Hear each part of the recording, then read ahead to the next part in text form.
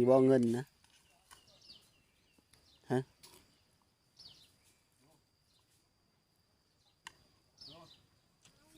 ลายคือเก้าสองทางติดต่อมนต์ซ้อเสียงผู้ไทยสวัสดีพ่อแม่พี่น้องที่ฮักแพงไม่ว่าแต่อยู่เคยอยู่ไก่อยู่ไทยอยู่ลาวอยู่ต่างประเทศก็ดีทุกคนวันนี้ขอกะสิเอาเข้าไปเฮิรนหนูหน้าอีเพราะว่าย่านข้าวสารหนูหน้าเมิดนะพอบ่ได้ไปแต่ว่านนี้แล้วก็สิพาทุกคนไปเบิ่งนำกันเลยเอาเข้าไปเฮิรนหนูหน้าเลยข้าวสารก็เต็มไปแล้วนี่ก็คือข้าวสารทุกคน5 โลข้าวสาร5 โลสิเอาไปเฮิรนหนูหน้ามื้อนี้นะโลหนึ่ง16,000 5 โลกะ80,000ทุกคนนี่ก็คือข้าวสาร 80,000ก็เอาไปเฮิรนหนูหน้ามื้อนี้แล้วทุกคนไปนำกันเลยข้าวปุ้นแดนนะเขาเสียบไปเฮิรนหนูหน้าซื้อเอาอยู่ตลาดเช้านี้ข้าวปุ้นได้10,000สบายดีทุกคนตอนนี้ก็มาฮอดบ้านตะเพิงแล้วทุกคนข้าวสารมาเฮิรนหนูหน้าไปเบิ่งนำกันเลย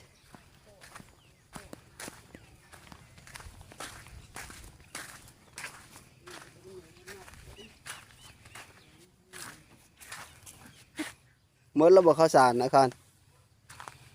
ฮะหาอันมาเสิร์ฟดูน่าเกาะจงเก่าเลยเชื่อซะบนเก่ามันนะน่ะนี่ข้าวปุ้นหนูนะเอาแล้วเฮ็ดเพิ่นเดี๋ยวนี้นะเชื่อนั่นนะทงยางเพิ่นนะทงยางพวกขี้เล็กเพื่อเอ็ดนะเพื่ออ้อมนั้นดีแล้วว่าเจ็บโหนะใครนะดีมีท่านได้ดีคักชามแม่ผ้าพ่องี้ฮอดบานเลยได้ยินเขาว่าเขาฟังนะฮอดชิเลยไปฮอดเซอร์คันบานปอดฮอดบ่กายอีบ่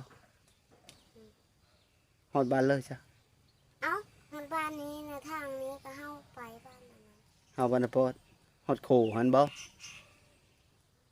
กายโคอีบ่จักมือชุมตัวไปซะยางมาละบุญแล้วก็ไข่หานเขานี่แล้วก็ไปบุญเลยไปสอดให้ฮอดบ่หน้าหังหน่อยไปให้ฮอดบ่บ้านนาหังเที่ยวเฮาหันเฮาไปเฮิรนเพ้อบ่จักได้กินข้าวบ่หวานนี่ข้าวเฮ้อบ่ค่ะเนาะเกือบสะแมงบ่เห็นเนาะมากกลางคืนบ่คืนนี้นะบ้าวบ่ได้มาเท่าว่านนี้มาช่างเล่นฮะมากลางเว้นบ่เบิ่งหลังจากนะบ้าวซื้อยาซื้อเพลิงมาให้กินหั่นละคำมาหั่นละพากันไปบ่ฮะไปนอนคืนหนึ่งบ่เลยนะเลยไปนอนอยู่เซอ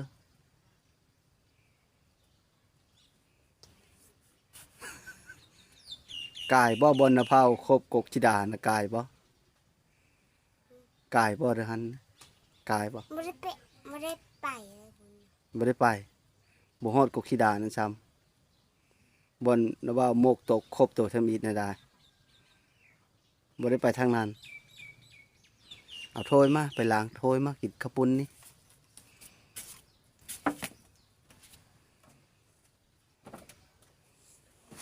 ลงตีนละไปรถเนาะค่ะเนาะเป้า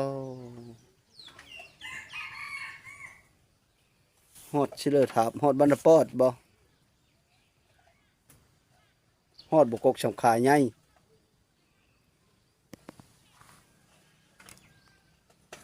เฮาบรรปอดเลยตามเบิ่งหงอยู่บ่สีอันนั้นฮะสีสีแดงสีตัว แมปอยู่นั่นดิ เอาตัวกระบีบไปเสื้อตัวมันมีแมปหรอวะมันมีอยู่รีโมทมันนะตัวกระบีบเสื้อบ่แมปเด้อเชื่อเลยรีโมทมันเดี๋ยวนี้มือแรงมากแล้วเด้อตัวบีบหวานบีบหอมม้อยไปรถเด้อมันสิถือตัวมันบ่แมปเด้อตัวถือตัวมันแมปแหละนั่นนะเอาขอบคุณนี่บ้าซื้อมาเฮอ10,000นี่ ชื่ออะไรนะ เพื่อเฮอโตคันมีซื้อเอาซื้อ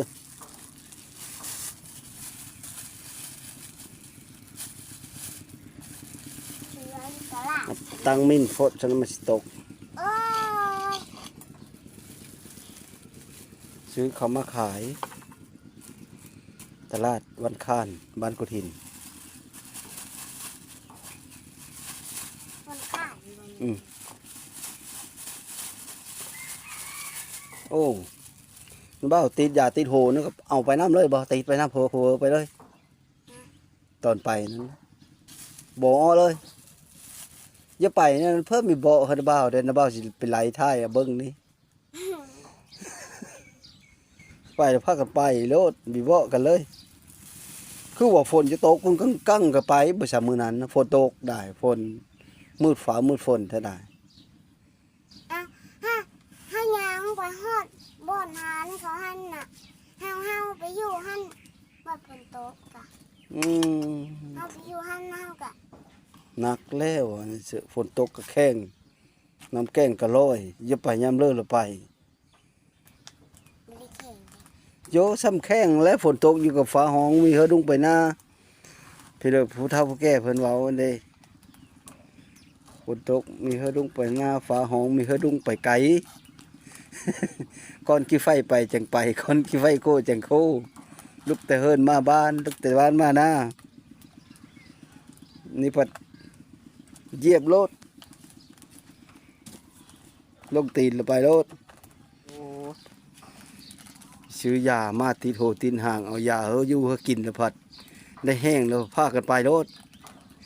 มื้อนั้นรถบ่ไปนะ คือขำเลยนะ โอ้มาสิ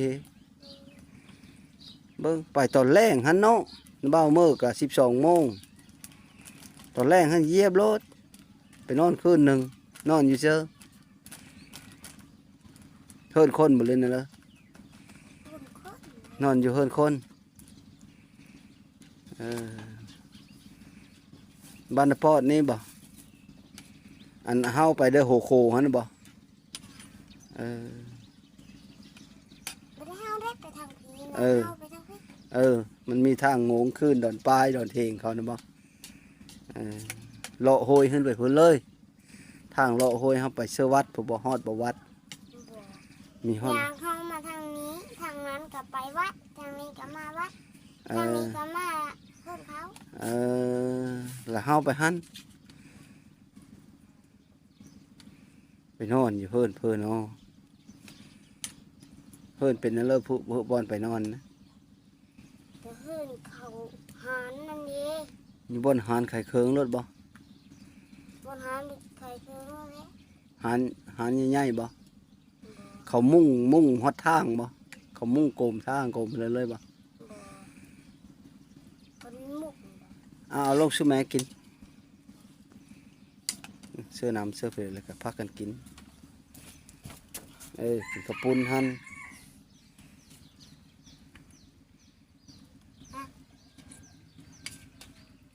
ขันจะจับถ้วยเพื่อถ้วยมันกับเอาถ้วยมาแบ่งเอาอี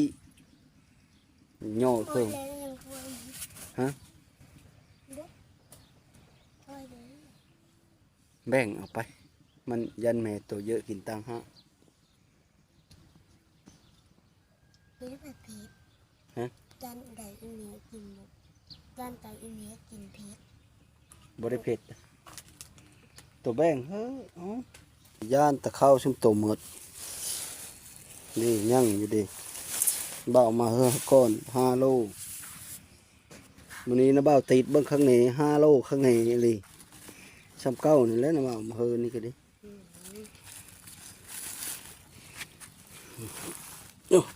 มาดึงมาเลยแล้วหยิบไปนี่อึ๊บอะไรเอ็ดเอาบนนะ นี่นะ จะมีโอ้นี่ อ่ะดึง โอ้เลยขาเลย ได้เข้าหลายเลยบาทนี่เนาะก่อนนี่ก็มาเฮอมันนี่ก็มาเฮอ ถึงบ่ได้สันจ้ะ มันบ่เทิงบ่ได้ซ้ำมื้อนี้น่ะ5 โล5 โลก็มาตื้มซื้อ5ก้อนนี่อีกกับนะได้ค่อยหลายนะทุกคนเลยแต่ว่า5ก้อนนี้นะเฮาบ่ได้ไหลเด้5นี้นะเฮาไหลเด้อนะเด้อเข้าใจบ่เฮาไหลก็ไหลโล16,000กับ5 โลก็90 80,000เอาซื้อข้าวปุ้นข้าวโตนี้เป็น90,000เด้อแปลว่าเงินโตน่ะ675,000เดี๋ยวนี้ก็เอาอ้อและก็ยังเหลือเท่าไหร่วะ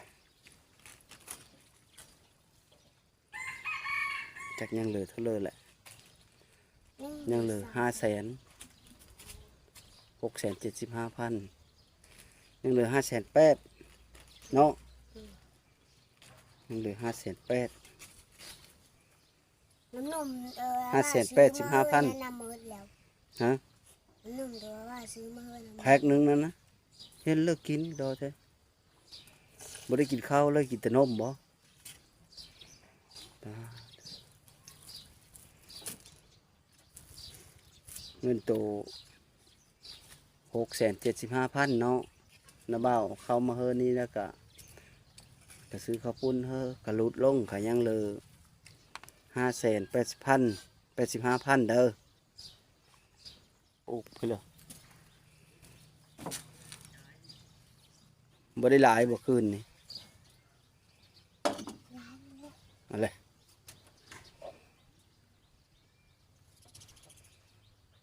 คือว่าเป็นร้ายนี่ หลายคือเก้าทางมัดเบิ่งทางนี้ก็เช็ดบัดนี้หลังโทยบ่เพราะยังจะผูกโตออกมาผีอีอยู่โอ้ตายโพดว่าโครงการแล้วนี่เสือกว้างเท่าเลยแห้งจะได้กว้างระเบ่งระบายออกมาอีโพดว่าขันแล้วนี่โครงการ เห็นละ แล้วล่ะ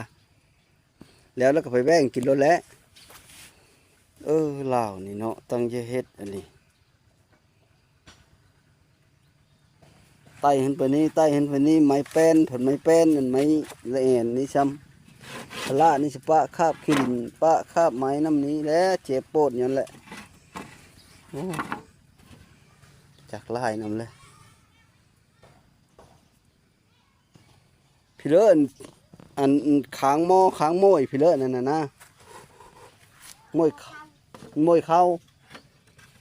จ้าเบิ่งนำกันเลยทุกคนเนาะอื่นเสาอีกพุ่นแล้วจังละสุกนี่แหละมันคือจะดังไฟเชื่อเลยมาลาจ้าอยู่ฮะ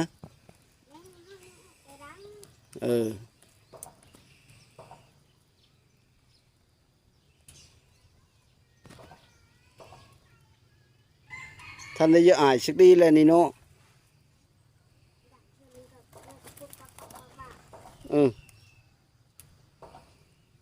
แต่แล้วแบบนี้เชื่อ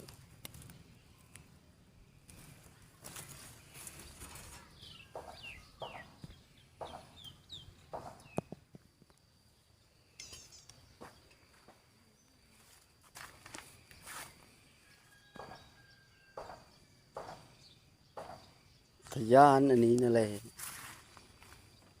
เล่าก็จะเฮ็ดพ่อเล่า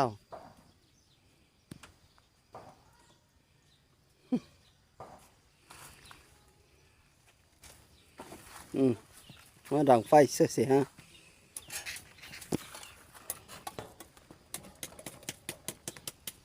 เอาฟืนเซอร์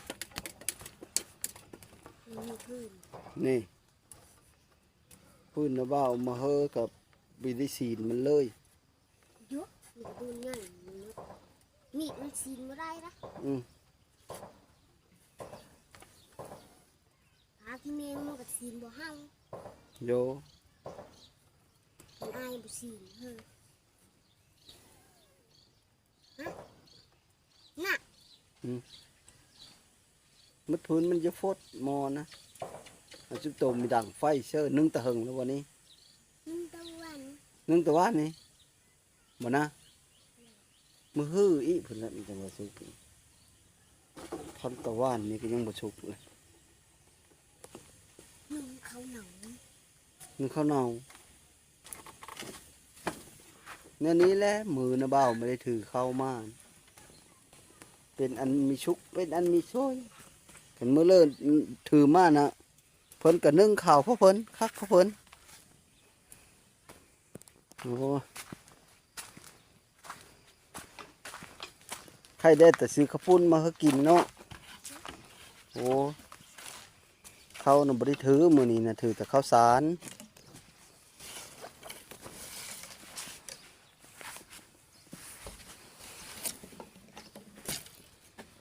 จักเกิดเป็นมือมาแล้วการน้ำโชอันจะนึ่งข้าวมีสุกอันนี้เนาะนะเนาะโคตรกะละกะโลเส เขาพูดเรื่องมันก็นั่นนี่ ย่าได้บ่เป็นเทยผ้าโพงนะบ่นะผ้าไปฮอดบ้านนปอดทับไปโน่นเพิ่นเด้เนาะเขาเฮ็ดนั่นเลยหันนะเขาเห็นนะ เขาเห็นเขาก็ระวังนะเด้อ เขาว่าได้เลยซะ เขาเห็นแล้วเขาเอ๊ะอะไร เขาเอาเพื่อเขากิน เขาน่าเอาไปเลยบัดเขาไปก่อน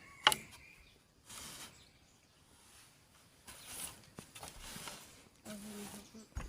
น้องเหลือก็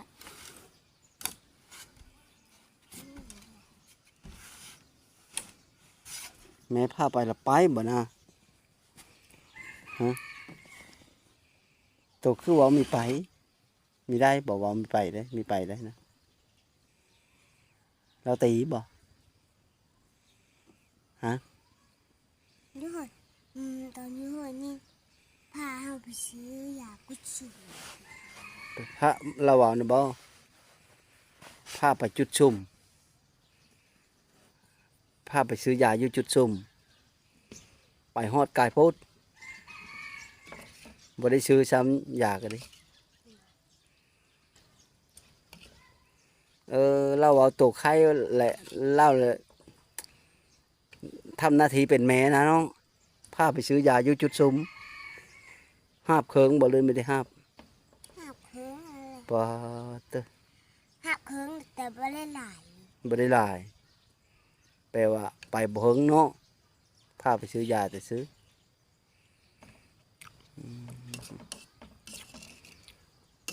ทำหน้าที่เป็นแม่ พาไปซื้อยาไปชูพระเจ้า เอ้าไปซื้อยาสูบผู้เจ้าพุ่น เยอะ บ่ได้ซื้อซ้ำยาสากยากินนะยังอยู่แล้วว่ายานะว่าซื้อมาเฮินตกกินอีบ่หันตกกินอีบ่ยานะบ่ซื้อเฮินนะยาซาร่านั่นนะอืม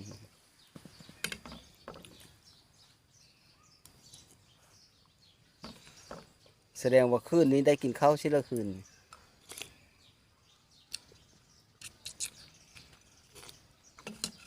บางคืนนี้น่ะ อืม ไม่ได้เยอะเข้าเลยนอนอยู่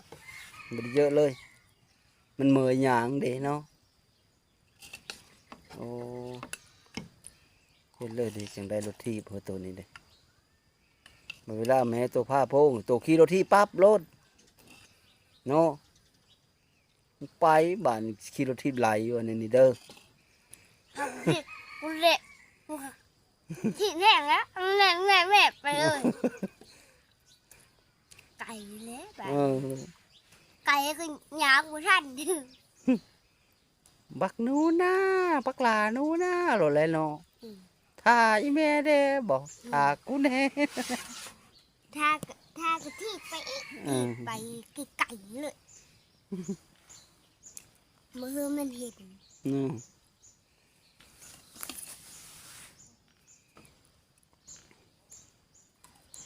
แซ่บบ่ มาที่ไปไกลลงทางเลยบัดนี้ นี่ อันนี้กะ อืม ลงทางก็ไปหาทางไปก็ไม่เห็น อืม เอาขี่กลับขึ้นมาแล้วป่านนี้ลงทาง เนาะอาบบ่น้ำหวานนี่บ่ได้อาบเลยบ่ฟันเลยล่ะอาบนะบ่เข้าดำปื้อๆนี่นั่นแหละ ดูเด้อ อย่าว่าจะไปละไปมีแม่นเราพาไปซื้อยาอยู่จุดซุม ซื้อยาอยู่จุดซุมไปฮอดแล้วมันบ่ได้ซื้อตี้ยาแพทย์น่ะเนาะฟาดไปทำยาปลูกคนผู้ไปซื้ออยู่เซอ ทำยานั้นเพิ่นผม ไปซื้ออยู่เซอนั่นนะยาปลูกนะ นี่ได้ซื้อยาปุกได้ซื้อยาส้ม ซื้อยาซ่องบ่ซื้อยาซ่องสูบนะเนาะอยู่จุดซุมหั่นบ่ซื้ออยู่ มีก็ขายอยู่ที่นี่ ไปซื้ออยู่เนื้อบ้านผู้บ่อยู่วันปอดผู้เนาะบ้านนอนน่ะนอนยังหารเขาเนาะหารเพื่อเดบ้านปอด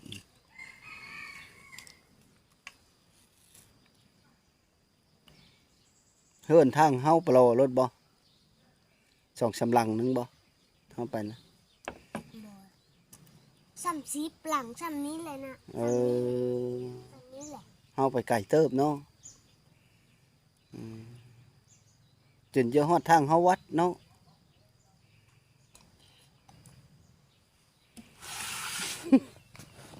ทางนี้กับทางนี้กับทางวัดทางนี้กับทางเมือง เออ ทางนี้กับไป เออ ทางนี้กับทางเมืองเขามาหาเขา ทางเฮาหารเขาเนาะแต่ว่าไปทางหารบ่พรพุ่นแหละอย่างนั้นก็แม่นแล้ว ทางนี้กับไปพุ่นแหละ ทางเลาะวัดเนาะทางเลาะแคมป์วัดขึ้นไปทางขนุนน่ะเด้มันไปเชื่อโฮมจำสาใหญ่เพิ่นแล้วสัตว์เฮาไปทางประตูวัดนี่เสิงเฮาไปเลยเนาะเสิงประตูวัดเฮาไปเลยจุมตัวไปนะ ลึกเนาะไปนอนคืนหนึ่งมือที่สองเหยียบมาบ่นะบ่าวก็มาอยู่มือมามือนั้นก็มาก็เอายาเฮาโตกินอันก็ติดยาติดโหมาเฮาโตไข้ได้แล้วนะบ่าวก็มือไปหาเลาะแบก็บ่ได้จักโตช้ำก็มือก็ทั้งฝนจะตกตึงตั้งอยู่ได้หน้าเอ้ยมืดขาวมืดฝนเท่าใดสุดโตเพิ่นยังพากันไป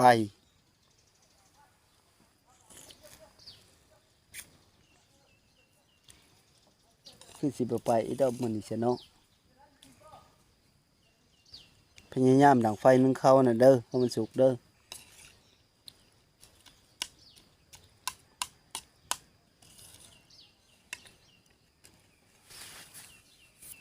สิบ่เงินนะฮะ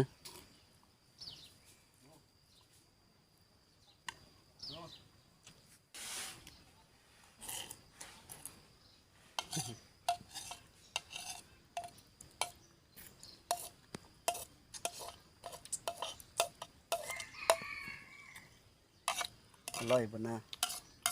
อร่อยบ่ นั่นแหละขอบคุณ แซ่บเนาะเธอหน้าก็เขาซื้อมาเฮ้ยบ่ เยอะ เยอะอยู่เนาะพี่เดือได้ตัวมักนะ ขอบคุณ ทอข้าวปุ้นเธอหน้าจะซื้อมาเฮ้ยจ้ะเบอร์เซนได้นี่เด้อนบเอาบ้านนี้เงินตัวยังเหลือ480,000เด้อนะบ่าวเฮ้ออีเบอร์นี้นะเบอร์เซนได้นี่นะ ได้หลายได้นี่ได้เขาทอนมานี่ได้เด้อทำให้ได้เด้อ ให้เพื่อให้กิน อืม ให้เห็นกับว้ยว่าได้จ้ะ อืม มันลาย ให้ไว้ ถอนมาคือลายได้ ไว้ซื้อกินย่ำนะเบ้าไม่มาแล้วเขาก็เอามาเฮอเงินก็เอามาเฮอทำให้เฮอตัวทุกกิบทุกอัดโตคือเห็นบ่มีบ่ผู้คืดคือนะเบ้าฮะเขาปุ้นถ้วยหนึงมานี่ก็ดิ แล้วเบาซื้อสองถ้วยบะมาแต่ละอัน ซื้อสองทงกินกันกินน้ำกันกับแม่โตก็กินน้ำกันกับแม่ เยอะนะ นี่เบ้าก็กินถ้วยหนึงน้ำกันกับแม่กับตำมะแตงกินข้าวเสานี่ก็ดิบ่ได้แซ่บลืมโตดอกโตก็ไปซื้อเอาหั่นน่ะนะเบ้าเฮอเงิน100,000แล้วก็โตเยอะเพิ่นก็ซื้อกินเด้อเบ้ามื้อได้บาดนี้จ้ะสวยแล้วอย่าเผาไปเฮ็ดโหยตะกร้านะว่านนี่ก็ไปเฮ็ดโหหน้าเฮ็ดโหตะกร้าฝั่งหลักมันทะเลวซ้ำ บอ ฟัง ส รัก ม แล้ว อเลยนี่จะเป็นเรื่องเถ ไป อะ ตัดนะไปตัดนั่นไม้ห้าโหตะกร้ามื้อนี้น่ะสิไปแก้เอาไปเฮ็ดเลยทุกคนมื้อนี้ข้อยกะมาหาหนูหน้าเอาข้าวสารมาเฮอบางคนกะถามว่าอันเอ้ยหน้องบ่บางคนก็ยังบ่จักทุกคนเอ้ยหน้องบ่จังเที่ยวไปคู่มือจันสีเนี่ยนะจังอันเอาอันนั้นอันนี้ไปเฮอหนูหน้าคู่มือเอ้ยหน้องเจ้าบ่แมนทุกคนมีแมนญาติกับบ่แมนเอ้ยหน้องกับมีแมนแต่ว่าค่อยมาซื้อแบทำอีททำก็ค่อยก็ขี่รถไปตามทางนี่แหละแล้วก็เฮ็ดคลิปไปพร้อมมาแล้วแหละโมกค่อยตกค่อยเห็นอยู่ในตลาดนั้นน่ะโมกปิวตกปุ๊ลงขี้ดินแล้วแหละถ้ามีค่อยว่าสิบ่ซึ้งแล้วอย่าซึ้งผัดเหลียวเบิ่งแหม่หนูหน้าน่ะนะคือเล่าล่ะคือเล่าล่ะหายเป็นคือเล่าเลยกับขอนกับไม้อยาตีค่อยนะค่อยก็เลยมีซึ้งเนาะว่าบิดรถกายรถบ้านค่อยบิดรถสีแห้งๆผลนู่โมกปิวกินตกพร้อมเลยเว่รถไปเชื่อเขาแม่นแล้วบ่นะเว่รถไปเชื่อแล้วพัดถามหนูหน้าก็ว่าอายุ58 ปีเลย อายุเท่าไรเติมนะครับว่าอายุ58 ปีแล้ววะถามแม่ก็บ่จักถามลูกก็บ่จักเลยลาอยู่เขาก็เอาเงินเอาหนูหน้าน่ะ12,000เขาบ่ได้ทายเอาเอาคันน่ะ50,000มื้อนั้นน่ะมื้อทำอิฐนี่นะเขาก็กายมาเลยเขาก็ดีคือได้คือดีแล้วเขาแล้วค่อยมาทายมาถามหาเฮิรนแล้วก็เลยเขาก็มานะแล้วก็เขาก็คิดเสื้อว่าคันค่อยบ่มานี่ก็บ่ได้กินนะมื้อเลยค่อยบ่มาก็บ่ได้กินได้กินก็มื้อแล้วดีอีหลีจังได้กินแม่นว่านะมื้อเริ่มแม่อันไข้ได้แล้วได้กินคันมื้อเริ่มแม่อันสุขภาพจิตบ่นั้นแล้วก็บ่ปกติก็บ่ได้กินแม่นแล้ววะ ก็เลยค่อยก็เลยได้เที่ยวไปเที่ยวมาเอาเข้าวเอาน้ำมาเฮ้อแล้วปัดมีผู้ใหญ่ใจดีเพิ่นเห็นมกเห็นเจอเพิ่นก็ซอยมาทุกคนเพิ่นก็ซอยมาเสื้อคอยนี้คอยก็เอามาเฮ้อเขาลงมาฮอดถึงเอาเงินเอาคำเอาเข้าวเอาน้ำมาเฮ้อแต่ละมือบางเธอก็2 มื้อมาเธอหนึ่งทุกคนบางเธอก็บ่ามือบางเธอก็มาคู่มือคอยมาหาเขานี่นะมาเจาะเบิ่งหนูหน้านี่นะมาคู่มือบางเธอก็ค่อยข้าวเวเอหลีค่อยกับบไดมา2 มื้อย่างหึงเลย2 มื้อทุกคนบางเธอก็มาคู่มือบ่ามือนั่นน่ะเดาะเรื่องของมันก็ดีทุกคนค่อยกับบุแมนเดาะหนองเสียไปว่าค่อยกับเมตตาสงสารว่าอะไรก็ดีคันเมตตาสงสารซื่อๆกับคันมีผู้อันอุดหนุนมีผู้ซอยผู้สู้ค่อยกะมีรอดคือกันและครอบครัวพระเจ้ากะ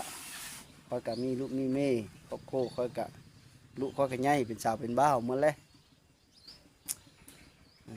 แล้วก็สุดท้ายก็ขอขอบอกขอบใจนำพ่อแม่พี่น้องที่เข้ามาติดตามรับชมก็ขอเฮออยู่ดีมีแห้งสุขุสุขคนขอโชคเฮอหมานเฮอลำเฮอโรยขึ้นมาค้าขายกะเฮอสะดวกสบาย ขึ้นอันเลิกก็เฮามากกว่าอันเลิกก็ได้สมความมุ่งมั่นปรารถนาสุขสุขคนเด้อเพื่อสมหวังทุกประการเด้อสบายดีนบได้นะสบายดี